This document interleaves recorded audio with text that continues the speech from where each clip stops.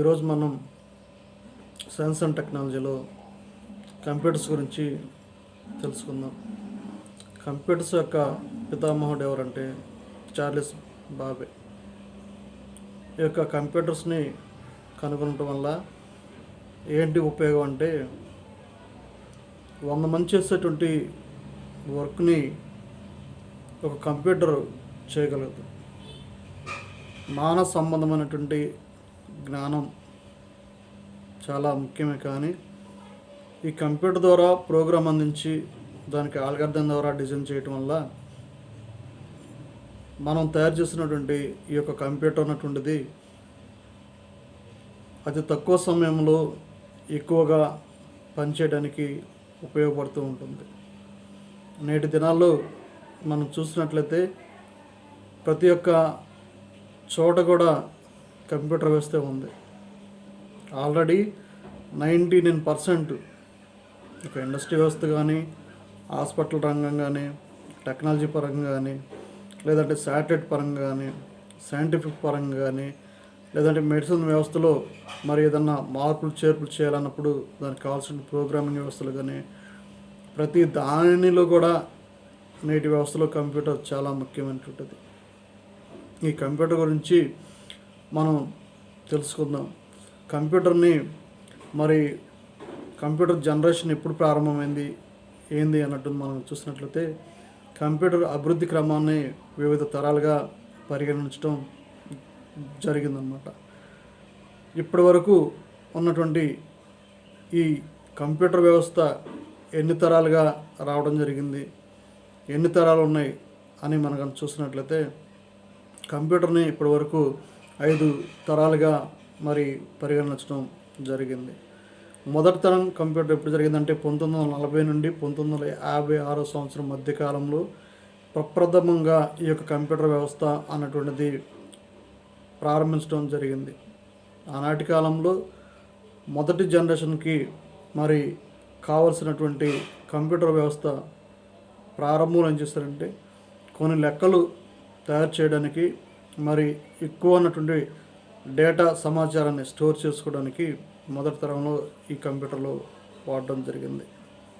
అయితే ఈ యొక్క వాడేటువంటి కంప్యూటర్లు ఏమన్నా అంటే electronic discrete variable automatic computer అంటే ఈడివిఎసి. ఈ యొక్క ఈడివిఎసి అంటే ఈ యొక్క ఎలక్ట్రానిక్ డిస్క్రిప్ట్ వేరియబుల్ ఆటోమేటిక్ కంప్యూటర్ అన్నటువంటిది మొదటి ప్రారంభ యుగంలో దీన్ని ఉపయోగించడం జరిగింది. ఈ ఎలక్ట్రానిక్ న్యూమరికల్ ఇంటిగ్రేటెడ్ క్యాలిక్యులేటర్ అంటే ఒక క్యాలిక్యులేషన్ చేసేటువంటి వ్యవస్థలో దీన్ని అభివృద్ధి చేయడం, దీన్ని మరి ఎంతగానో సహకారంగా మనం చూడగలుగుతూ ఉన్నాం అన్నమాట. అదేవిధంగా యూనివర్సల్ అడ్వాన్స్డ్ కంప్యూటర్ అంటే ఈ యొక్క కంప్యూటర్ టెక్నాలజీ వ్యవస్థలో అడ్వాన్స్డ్గా రాబోతున్నాయి, ఏం ఫీచర్స్ ఉన్నటువంటివి కూడా దీని ద్వారా ఈ యొక్క మొదటి తరం కంప్యూటర్లో అభివృద్ధి చేయడానికి దోహదం చేసినటువంటిగా మనం చూడగలుగుతున్నాం. ఈ కంప్యూటర్ యొక్క ప్రోగ్రామింగ్లో మనం చూసినట్లయితే కొన్ని లాంగ్వేజెస్లు ఉంటాయి. ఆ లాంగ్వేజ్ ఏంటంటే ఒకటి బేసిక్, పాస్కల్, కోబాల్, న్యూటన్, మరి ఈ విధంగా 99 యొక్క కోల్డ్ లాంగ్వేజ్లు ఉన్నాయి. వాటిని ఒక్కొక్క తరంలో మరి డెవలప్ చేసుకుంటూ వస్తూ ఉన్నారు. ఇది మొదటి తరం కంప్యూటర్గా మనం కంప్యూటర్ వ్యవస్థలో ఉన్నటువంటి రెండవ తరం కంప్యూటర్ గురించి మనం తెలుసుకుందాం. ఆ రెండవ తరం కంప్యూటర్ 1956 సంవత్సరం నుండి 1963 సంవత్సరం మధ్యకాలంలో అభివృద్ధి చేయడం జరిగిందనమాట. ఈ యొక్క రెండవ కంప్యూటర్ యుగంలోకి వచ్చేవరకు మనకి IBM 1401 అభివృద్ధి చేయడం జరిగింది. అనగా శూన్య నాళికలను, ట్రాన్సిస్టర్లను భర్తీ చేయడంలో కంప్యూటర్ల శకంలో రెండవ తరం ప్రారంభమైంది. ఎందుకంటే అభివృద్ధి చెందుతున్నటువంటి ఈ కంప్యూటర్ వ్యవస్థను త్వరగా అభివృద్ధి చేయడానికి, అతి తక్కువ సమయంలో ఎక్కువ డేటాను సేకరించడానికి ఈ కంప్యూటర్ వ్యవస్థను వాడుతున్నాం. కాబట్టి ఈ యొక్క శూన్య నాళికలను తగ్గించి ట్రాన్సిస్టర్ల ద్వారా చేయడం ఈ యొక్క రెండో తరంలో ప్రారంభమైనటువంటి ఈ ట్రాన్సిస్టర్ల వాడకంతో కంప్యూటర్ పరిమాణాలు గణనీయంగా తగ్గి వాటి ప్రాసెసింగ్ సామర్థ్యం మరింతగా మెరుగైందనమాట. సమాచారం నిల్వ కోసం మనం ఏం చేశారంటే మ్యాగ్నెటిక్ కోర్ టెక్నాలజీని వినియోగించడం జరిగింది. ఈ యొక్క మ్యాగ్నెటిక్ కోర్ టెక్నాలజీ వినియోగించడం వల్ల ఏంటంటే మనం ఏదైతే సమాచారం ఇస్తామో ఆ సమాచారాన్ని దాచి అది మనకి కావాల్సినటువంటి సమయంలో డేటాను రిలీజ్ చేయడం జరుగుతుంది. ఈ విధంగా రెండో తరం ఉంది. ఈ తరం కంప్యూటర్లో అసెంబ్లీ లాంగ్వేజ్, హై లెవెల్ లాంగ్వేజ్ని కూడా వినియోగించడం జరిగిందనమాట. ఎందుకంటే టెక్నాలజీని డెవలప్మెంట్ చేసుకుంటూ అభివృద్ధి చెందుతున్నాం కాబట్టి ఈ యొక్క ఉన్నటువంటి అసెంబ్లీ లాంగ్వేజ్ అనేటువంటిది ముఖ్యమైనటువంటిది. ఈ హై లెవెల్ లాంగ్వేజ్ కూడా వినియోగించడం వల్ల మరి యొక్క డేటాను ఎక్కువగా స్పీడ్గా అభివృద్ధి చేయడం జరుగుతుంది.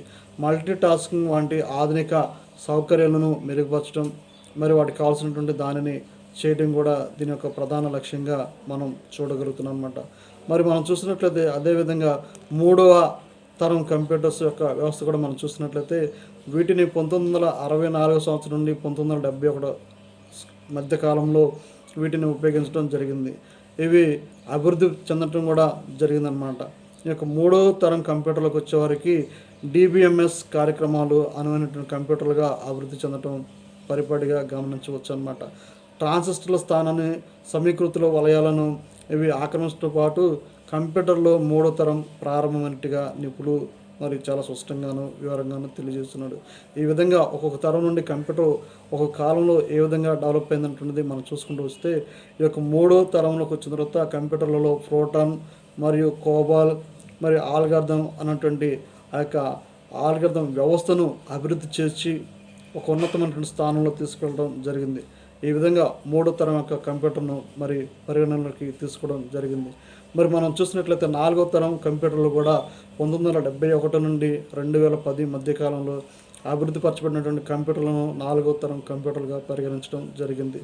ఈ నాలుగో తరం కంప్యూటర్లో మరి ఈ తరం నుండే కంప్యూటర్లో మైక్రో ప్రాసెసర్లను వినియోగించడం జరిగింది. ఈ నాలుగో తరం కంప్యూటర్ల నుండి నా యొక్క మైక్రో ప్రాసెసర్లు వినియోగించడం వల్ల మరి ఎంత ఉన్నటువంటి డేటానైనా అతి తక్కువ కాలంలో మైక్రోచిప్స్ రూపంలో డేటాను క్రోడీకరించడానికి ఇది చాలా ఉపయోగకరంగాను ఉంటుందని ఈ నాలుగో తరంలో దీనిని తీసుకురావడం జరిగింది. నాలుగో తరం కంప్యూటర్లో సమాచారం నిల్వ కొరకు అధునాతనటువంటి సెమీ కండక్టర్లను కూడా తీసుకురావడం జరిగింది. ఈ సెమీ కండక్టర్లు తీసుకురావడం వల్ల ఏంటంటే మెమొరీని ఉపయోగించడం. మనం చూసినట్లయితే మెమొరీ కార్డ్స్ ఈ యొక్క 2010 నుండి ప్రారంభమైనట్టుగా మనం చూస్తున్నాం. అంటే నాలుగో తరం నుండి ఈ యొక్క కంప్యూటర్ వ్యవస్థలో మెమొరీ కార్డ్స్ వ్యవస్థ అనేటువంటిది రావడం జరిగింది. అంటే ఎక్కువ ఉన్నటువంటి ఒక డేటాను ఆ చిన్న మెమొరీ కార్డ్ అనగా 2GB ఫస్ట్, 4GB, తర్వాత 16GB, తర్వాత 32GB, 64GB, 124GB అంటే ఒక్కొక్క డేటా సామర్థ్యాన్ని క్రమేణా పెంచుకుంటూ అభివృద్ధి చేసుకుంటూ ఈ యొక్క తరంలో ముందుకు దూసుకొని పోతున్నటువంటి వ్యవస్థలో కంప్యూటర్ వ్యవస్థ చాలా మెరుగైనటువంటిదిగా ఉపయోగిస్తుంది అనమాట.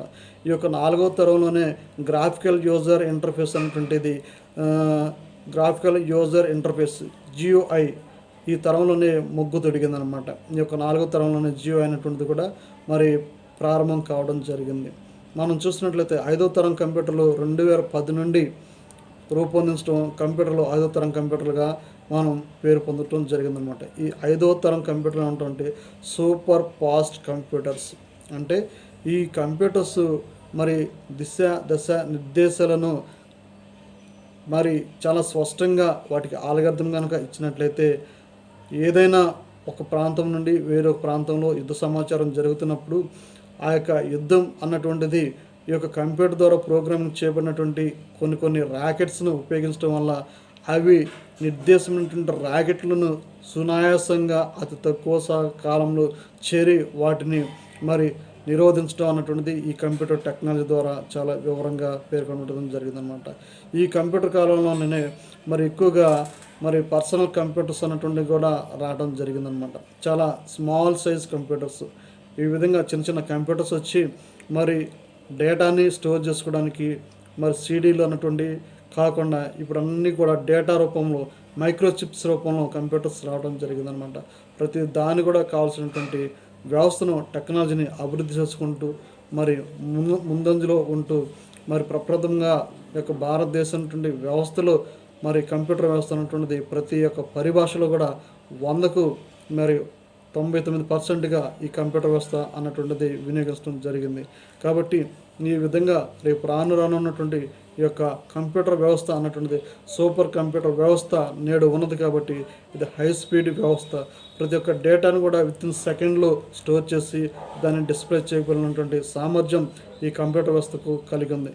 కాబట్టి ఈ విధంగా ఉన్నటువంటి కంప్యూటర్ మరి అధునాతన రంగాల్లో ప్రప్రథమంగా మరి ఎంతగానో అభివృద్ధి చెందుతూ అనేకమైనటువంటి వాటిలో అగ్రస్థానంలో నిలిచినటువంటి ఘనత కూడా ఈ కంప్యూటర్ వ్యవస్థకు చెందుతుందని తెలియజేయడంలో నిపుణులు వారి యొక్క అభిప్రాయాలను స్పష్టంగాను వివరంగాను తెలియజేస్తున్నారు. కాబట్టి ఈ యొక్క కంప్యూటర్ వ్యవస్థ గురించి స్పష్టంగాను వివరంగాను కూలంకషంగాను తెలుసుకున్నాం. కాబట్టి రేపు మరి సైన్స్ అండ్ టెక్నాలజీలో ఈ కంప్యూటర్ వ్యవస్థ మీద ఒక బిట్ రావడానికి కూడా అవకాశం ఉంటుంది.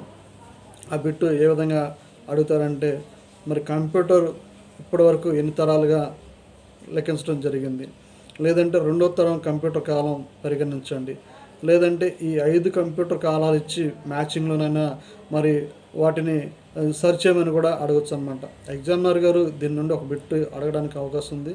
అది మల్టిపుల్ చాయిస్లో కానీ, ఆబ్జెక్టివ్ టైప్లో కానీ, మ్యాచింగ్ టైప్లో కానీ ఏ విధంగా అయినప్పటికీ కూడా ఈ యొక్క సైన్స్ అండ్ టెక్నాలజీలో ఈ కంప్యూటర్ వ్యవస్థ మీద ఒక బిట్ రావడానికి అవకాశం ఉంది. కాబట్టి ప్రతి ఒక్కరు కూడా ఈ యొక్క 5 తరాలు కంప్యూటర్ ఏ తరం నుండి ఎప్పటి వరకు ఉంది, ఏం చేశారు, మరి ఈ కంప్యూటర్ ఉన్నటువంటి భాగాలు ఏంటి అన్నటువంటి కనుక చూడగలిగినట్లయితే ఒక మార్కు సాధించినటువంటి వారిగా మనం ఆ యొక్క మార్కుని సంపాదించుకోవచ్చు.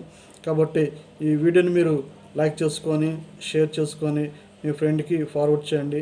ఈ యొక్క వీడియో సబ్స్క్రైబ్ చేయటం మర్చిపోకండి. ఈ వీడియోని సబ్స్క్రైబ్ చేసుకొని మీ యొక్క మరి విద్యార్థులు అనేటువంటి వారికి, మరి ఎగ్జామ్స్కి ప్రిపేర్ అవుతున్నటువంటి వారికి చేరేలా చూడండి. వారికి ఉపయోగకరంగా ఉంటుందన్నటువంటి ఉద్దేశంతో ఈ యొక్క వీడియో చేయడం జరుగుతుంది. మర్చిపోకుండా ఈ యొక్క సమాచారాన్ని మరి విద్యార్థులు అనేటువంటి వారికి, ఎగ్జామ్స్ రాస్తున్నటువంటి వారికి పంపించండి.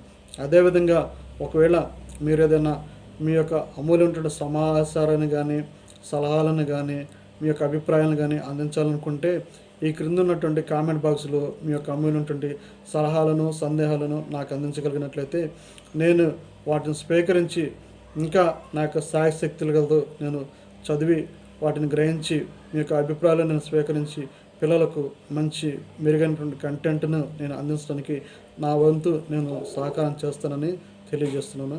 ఈ యొక్క వీడియోని మీరు సబ్స్క్రైబ్ చేసుకోండి, షేర్ చేయండి, మీ ఫ్రెండ్స్కి పంపించండి. Thank you.